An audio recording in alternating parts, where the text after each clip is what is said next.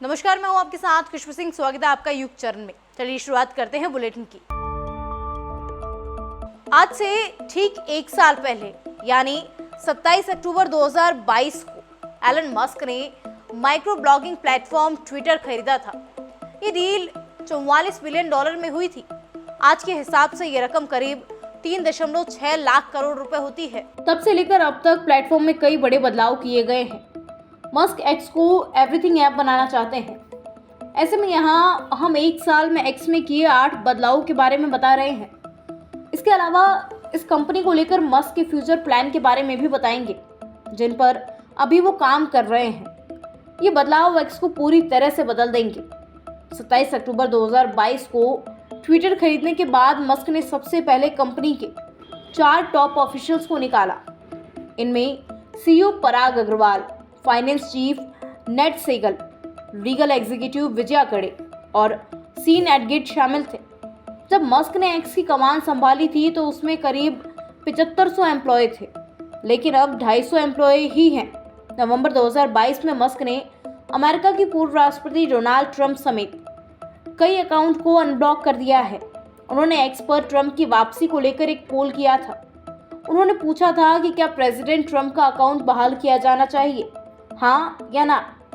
1.5 करोड़ से ज्यादा यूजर्स ने वोटिंग में हिस्सा लिया और 52% लोगों ने हाँ में जवाब दिया था। कैश फॉर क्वेरी मामले में तृणमूल सांसद महुआ मोइत्रा की मुश्किलें बढ़ती जा रही है। संसद की एथिक्स कमेटी ने महुआ को 31 अक्टूबर को पेश होने का समन भेजा है। कमेटी ने मोइत्रा, देहाद्रई और दर्शन हीरानंदानी के बीच हुई बातचीत का पता लगाने के लिए आयकर विभाग और गृह मंत्रालय को चिट्ठी भेजी है, ताकि पूरी जानकारी मिल सके। कमेटी ने गृह मंत्रालय से महुआ के पिछले 5 सालों के फॉरेन टूर का ब्यौरा मांगा है। कमेटी ये जांच करेगी कि महुआ देश के बाहर कहां गई और उन्होंने इसके बारे में लोकसभा में जानकारी दी या नहीं। इसके बाद इनसे उनके सांसद आईडी पर लॉगिन का मिलान किया जाएगा। मोइत्रा से जुड़े विवाद में आईटी मंत्रालय से पहले ही जानकारी मांगी जा चुकी है। ये फैसला 26 अक्टूबर को एथिक्स कमेटी की 3 घंटे चली बैठक के बाद लिया गया। इसके पहले भाजपा सांसद निशिकांत दुबे और महुआ के वकील रहे जय अनंत देहाद्रई कमेटी के सामने पेश हुए। सीएम अशोक गहलोत के बेटे और आरसी अध्यक्ष वैभव गहलोत को प्रवर्तन निदेशालय ने फॉरेन एक्सचेंज रेगुलेटरी एक्ट के उल्लंघन के मामले में समन देकर पूछताछ के लिए बुलाया, लेकिन वैभव गहलोत ने पेश होने का और समय मांगा है। उन्होंने कहा, आज से 12-13 साल पहले भी यही आरोप लगाए गए थे। उनका उसी समय जवाब दे दिया गया था। अब 12-13 साल बाद फिर उन्हीं बातों को लेकर नोटिस आया है। प्रदेश की जनता समझती है कि चुनाव से पहले ये मामला क्यों लाया गया है। आरसी अध्यक्ष ने कहा कि जनता इन सब चीजों को समझ रही है। क्यों चुनाव आचार संहिता लगने के बाद ही इन्हें इतने साल पुराना मामला याद आया है। हम डरने वाले नहीं हैं और भागने वाले भी नहीं हैं। हर सवाल का जवाब देंगे। आज जब मैं जयपुर से रवाना हो रहा था तो मालूम पड़ा कि प्रदेशाध्यक्ष गोविंद सिंह डोटासरा के निवास पर ईडी के छापे पड़े हैं। कांग्रेस की सरकार को टारगेट किया जा रहा है।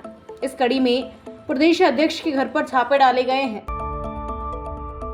हमास ने बंधक बनाए इजरायली और विदेशी नागरिकों को सुरंगों में रखा है। इजरायली सेना दावा कर चुकी है कि हमास की कई ठिकाने जमीन के अंदर यानी सुरंगों में है। यरूशलेम पोस्ट के मुताबिक सुरंगें बनाने के बाद हमास काफी ताकतवर साबित हुआ है, इसलिए वो 7 अक्टूबर को इजराइल पर हमला करने में कामयाब रहा। इजराइल की बार इलान यूनिवर्सिटी में जियोग्राफी के प्रोफेसर जोएल रोस्किन का कहना है कि इस जंग को शुरू करने में हमास के सुरंगों का अहम रोल है। वो इन सुरंगों पर कई सालों से स्टडी कर रहे हैं।